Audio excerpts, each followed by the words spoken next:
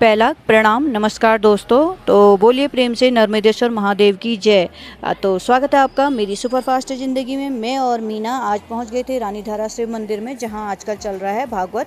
तो सबसे पहले हमने भोले शंकर और माँ गौरा का आशीर्वाद लिया, उन्हें प्रणाम किया। और उसके बाद हमें यहाँ पर पीली पीली ड्रेस में पीले पीले फूलों के साथ मिल गए थे बिष्टी जी ने हमें यहाँ पर आसन ग्रहण करवाया, हमें स्थान दिया बैठने के लिए। तो फिर हम पंडाल में बैठ गए और हमने व्यास जी के मुखार बिंदु से जो था बहुत सुंदर सुंदर भागवत सुना। उसके बाद यहाँ पर कृष्ण की झांकी आ गई थी। सच में दोस्तों, इस झांकी का, इस कृष्ण के बाल रूप का मैं शब्दों में वर्णन कर ही नहीं सकती हूँ, ना कर पाऊँगी, क्योंकि सच में इस बाल रूप ने ऐसी ऐसी लीलाएं यहाँ पर की और इतने प्यारे लग रहे थे कि कुछ कह ही नहीं सकती। और व्यास जी की गोद में बैठने के बाद तो ऐसा लग रहा था कि जैसे माना नंद बाबा की गोद में बैठकर जो है कृष्ण लीलाएं कर रही हों। और मुझे तो इन्होंने बहुत प्यारे प्यारे पोज भी दिए और खूब मुझे देखकर मुस्कुराए भी। फिर उसके बाद हमने व्यास जी के भागवत का आनंद लिया। और जब व्यास जी ने भजन गाने शुरू करे तो यहाँ पर सभी महिलाओं ने खूब ज़्यादा भजनों में नृत्य किया।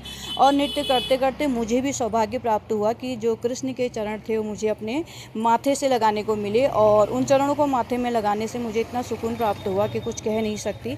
उसके बाद हमने पंडाल में कुछ देर और समय बिताया और उसके बाद हम फिर बाहर आ गए थे। बाहर आते ही हमने जो था यहाँ पर मिल रही थी अदरक की गर्मा गर्म गुड़ वाली चाय, उसका भी आनंद उठाया। और यहाँ पर पंडित जी ने भी खूब ढेर सारा डांस किया।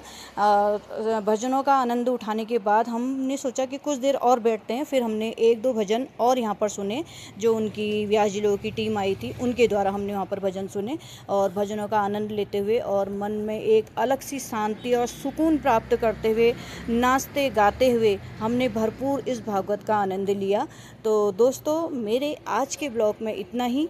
फिर मिलती हूँ आपसे अगले ब्लॉग में। तब तक के लिए बोलिए नर्मदेश्वर महादेव की जय। तो मिलती हूँ अगले ब्लॉग में। तो आप लोग भी ज़रूर जाइए रानीधारा भागवत सुनने के लिए शिव मंदिर में।